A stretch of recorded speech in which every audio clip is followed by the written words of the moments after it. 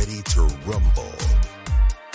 Schilling Show Unleashed on the Seven Thunders Media Network. Former city councilor, husband, father, and community watchdog. Your host, Rob Schilling.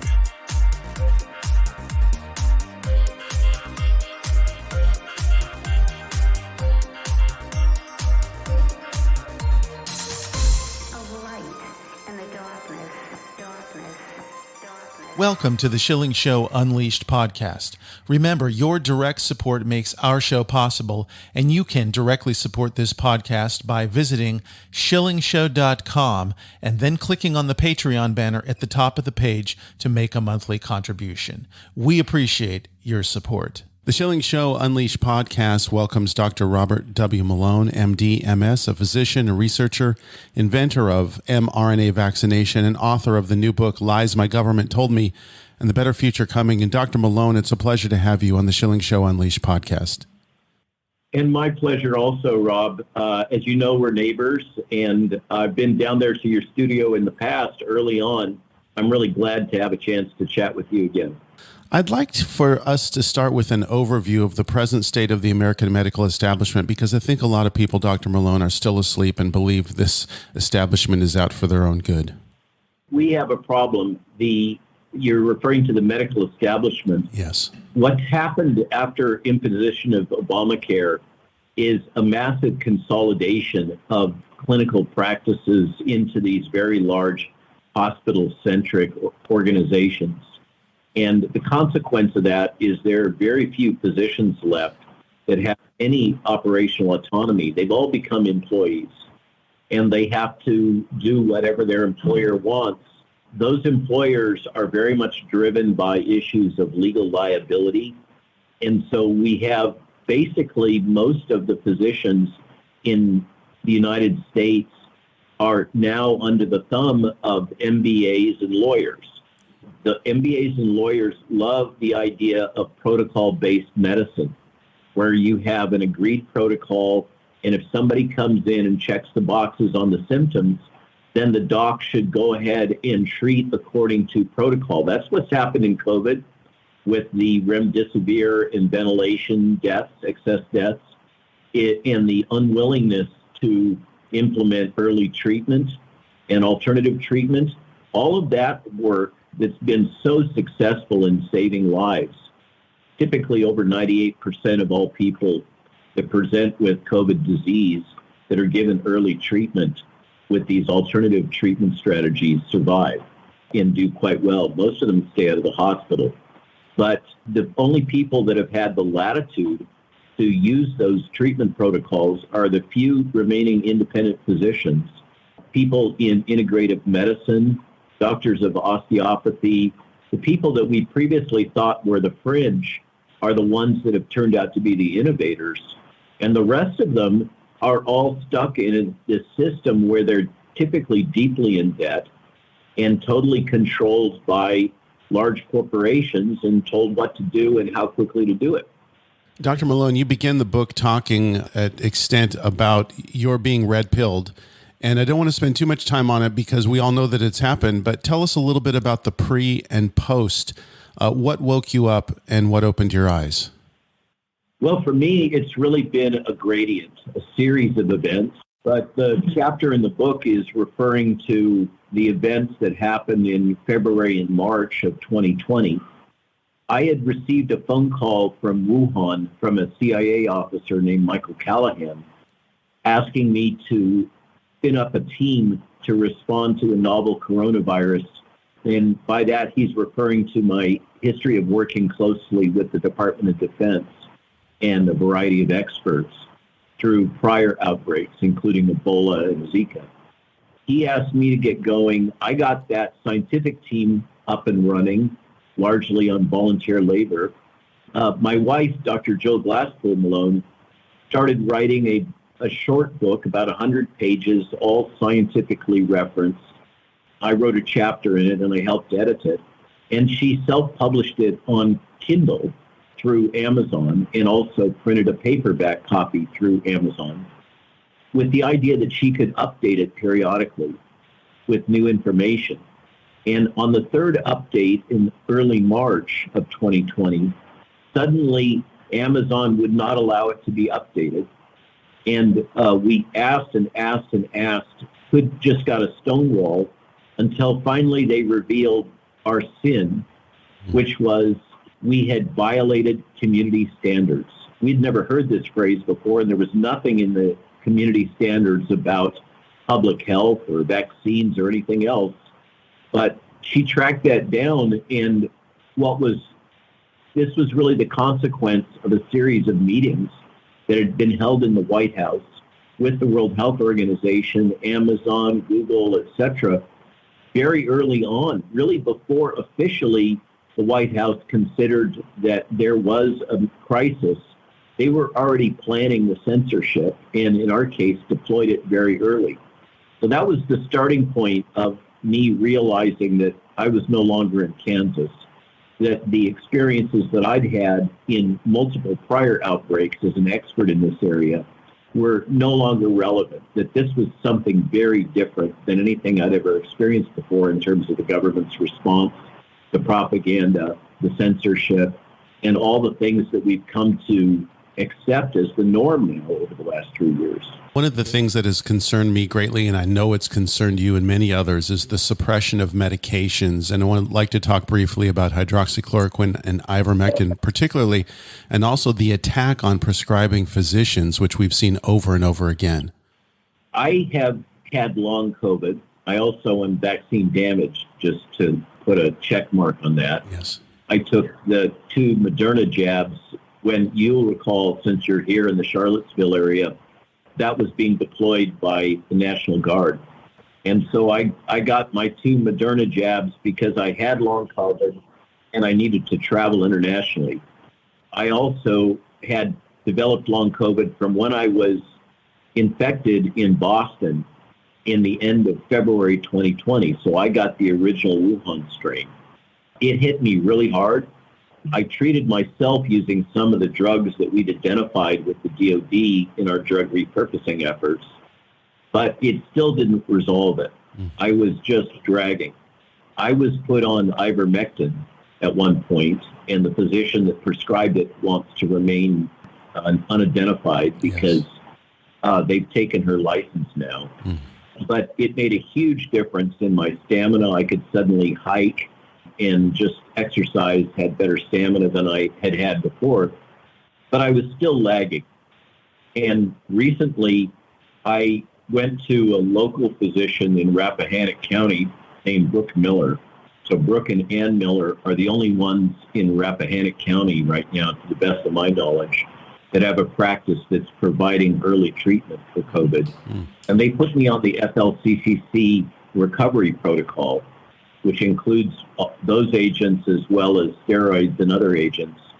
That has made a huge difference in my life. I have far more stamina now, longer stride length, exercise tolerance, and I've had to have specific treatment for my hypertension, high heart rate, tachycardia. It is the consequence of the damage that I got from the second shot of Moderna that I received. So I have personal experience and also had advocated for the use of ivermectin together with famotidine and celecoxib in clinical research under DOD funding. But the FDA blocked that. They would not allow us to proceed with any ivermectin trials until we had proven the mechanism of ivermectin as an antiviral using cell culture. This is a standard that has never been applied to any other drug repurposing. I also, for a while, had sat as an observer on the NIH Active Committee, which is their organization under the Foundation for NIH that managed the drug repurposing trials and many of the drug trials for COVID. And while there, I directly observed Merck personnel that were participating in decision-making for the NIH committee actively trying to stop or block ivermectin trials going there. I mean, the stories here, and then of course, there's the documentation and video of Rick Bright, formerly director of BARDA, now working for the Rockefeller Foundation, colluding and admitting to colluding with Janet Woodcock to basically circumvent the will of the president regarding making hydroxychloroquine available. That is completely documented now. Of course, it's a great source of anger from Peter Navarro, who had sourced enough hydroxychloroquine to basically treat the entire United States. And then that got destroyed. I mean, the stories here are unbelievable about what's happened. It just goes on and on and on. There's two things related to this, Dr. Malone, I'd like you to comment on. Number one is I thought we were living in a right-to-try state, whatever became of right to try. And number two, the pharmacies were intervening on behalf of Big Pharma. I had a terrible time trying to get an ivermectin prescription filled by Kroger. I fought with them for 3 or 4 months and finally got it. What's going on in those two instances? So I've actually visited with the Attorney General here in the state of Virginia, and together with Peter McCullough. My impression was that the governor and his attorney general are intimidated by the fact that they do not have the support of their legislature. And they are stepping very carefully, unfortunately, as opposed to, say, Ron DeSantis, yes, to avoid controversies regarding the schools, regarding these policies.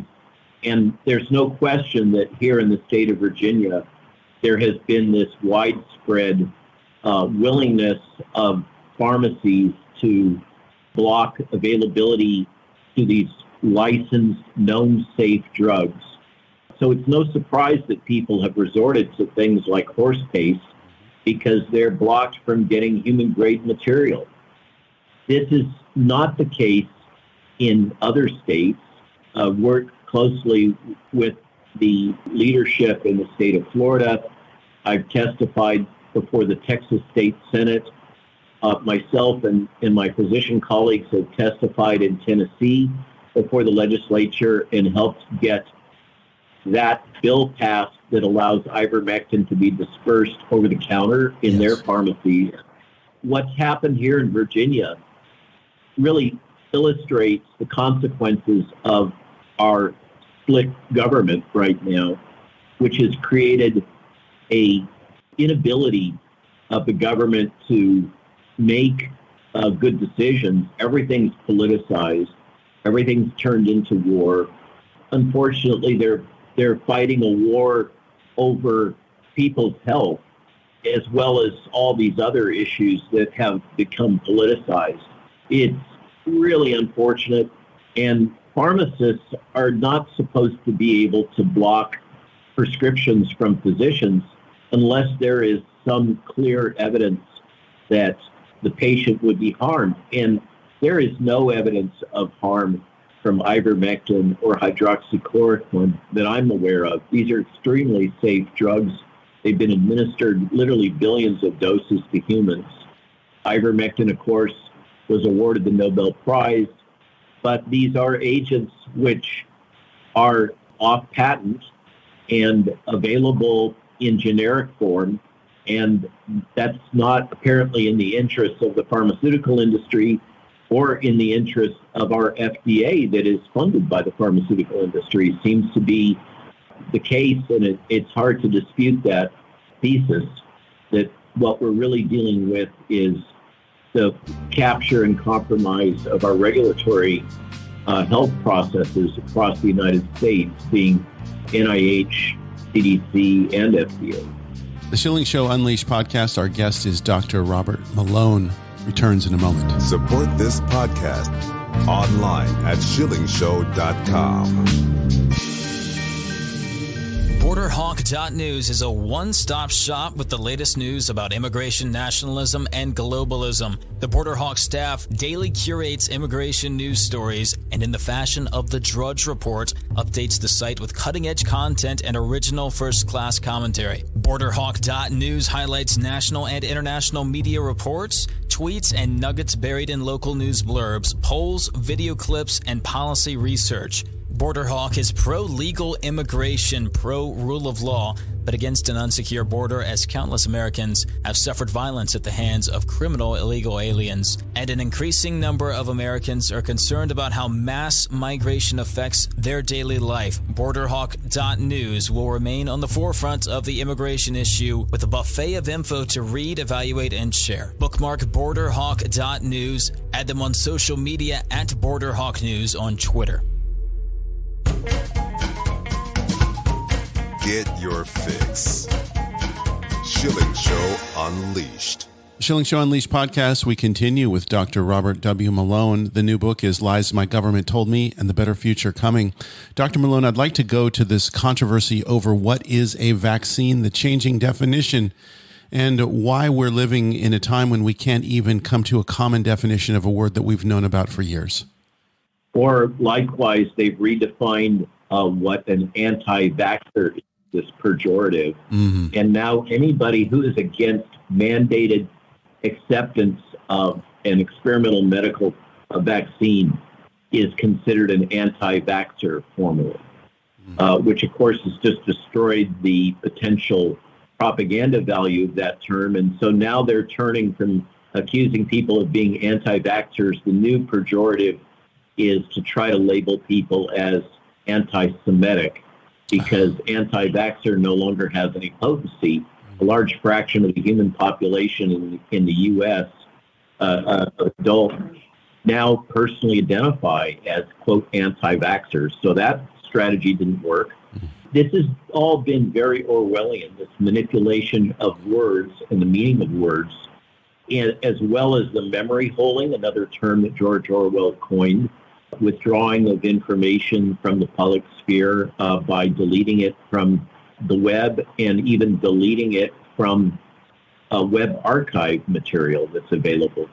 In the case of vaccine, apparently the definition of vaccine as previously accepted by the government could not be stretched to fit these gene therapy-based products, which they've denied that they are gene therapy technology based, but the only vaccine available in the United States that's not gene therapy based for SARS-CoV-2 is the Novavax product. And that product, manufactured in caterpillar cells, also has the significant cardiac and coagulation toxicity. It involves injection of spike protein previously manufactured, as opposed to manufactured in your cells. So they had to change the meaning of the word vaccine to fit the products that otherwise could not be defined as vaccine based on the government's own language. Akin to this, and I'm surprised they haven't corrected it yet, is the government's own definition of what constitutes gain-of-function research is absolutely aligned with what Pfizer acknowledges, not just in the recent Project Veritas leaks, but in a prior Stat News article from a few months before that people overlooked. Pfizer is absolutely performing gain-of-function research here in the United States, according to the definition that the U.S. government is. We have this manipulation of language going on throughout this last 3 years. And we also have clear documentation now from multiple sources, including, of course, the Twitter files, the lawsuit against Google and the U.S. government, various FOIAs from Canada, from Australia, New Zealand, the U.K. We have had military-grade psy-ops propaganda technology deployed against civilian populations, technology that was designed for fighting Al-Qaeda or the Taliban has been deployed actively in all of the Five Eyes nations to try to coerce and compel citizens to take these unlicensed products that we now know are neither safe nor effective. Dr. Malone, we're seeing an increase in all-cause mortality, deaths rising, coinciding with the vaccine mandates. You talk about this in the book. We're seeing this trend of people died suddenly, hashtag young people, healthy otherwise, dropping dead. What's going on with all of this?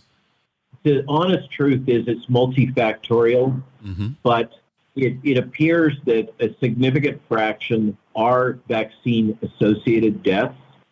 There are known pathophysiologic mechanisms of action, which are consistent with these sudden deaths. There's a very nice compendium of cause unknown epidemic of sudden deaths in a book published by Ed Dowd that you can find, as well as Bobby Kennedy's book about the real Anthony Fauci, and our book, Lies My Government Told Me and the Better Future Coming.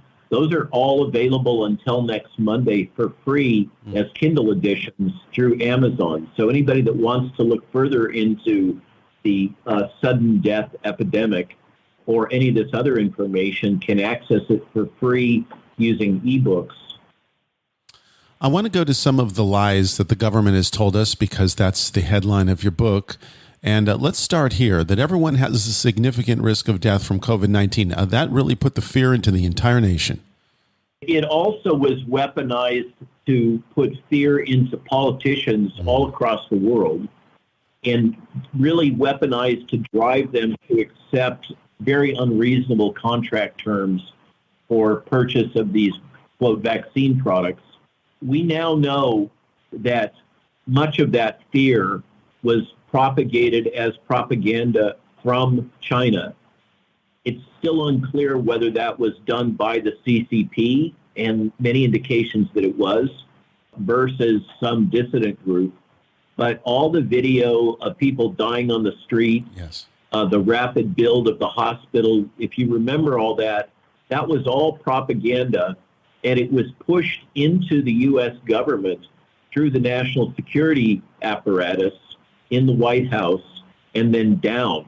So there was direct import of Chinese propaganda that was used to not only drive public opinion, but also drive fear on the part of our political apparatus and that of the European Union, African nations, Great Britain, etc.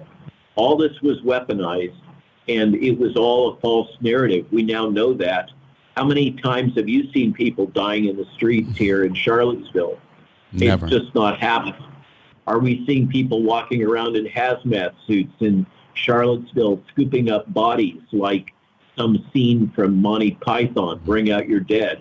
No, none of that has happened. It was all propaganda, and it was used as fear porn to drive behavior and drive acceptance of these policies that were totally counterproductive. The lockdowns, the masks, the social distancing, all of that was arbitrary and capricious. It had no basis in science. Let's talk about some of the policy decisions briefly and the after effects. As you mentioned, they were counterproductive, in fact, dangerous, and caused deaths that did not need to happen. So maybe one or two of those. Most notable was the lockdowns. Everybody can remember 14 days to flatten the curve. The Yes. logic was that we were having, or we're going to have, this huge surge that would overwhelm the hospitals. We now know throughout the world, number one, it had been the policy in the U.S. government and at the WHO not to do lockdowns in response to a infectious disease outbreak like this.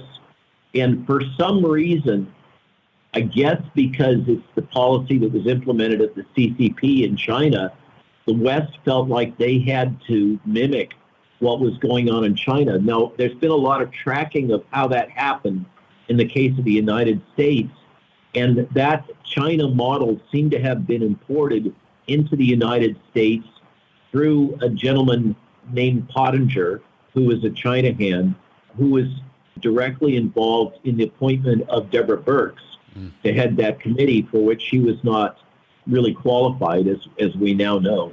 All of that was pushed into the population and into the U.S. government, the logic of the lockdowns, etc., flipping U.S. policy, flipping WHO policy, because it was believed that it had been successful in China. Even in the island nations, like, for instance, New Zealand, where they did successfully keep the virus out for a while, all that did was delay the inevitable.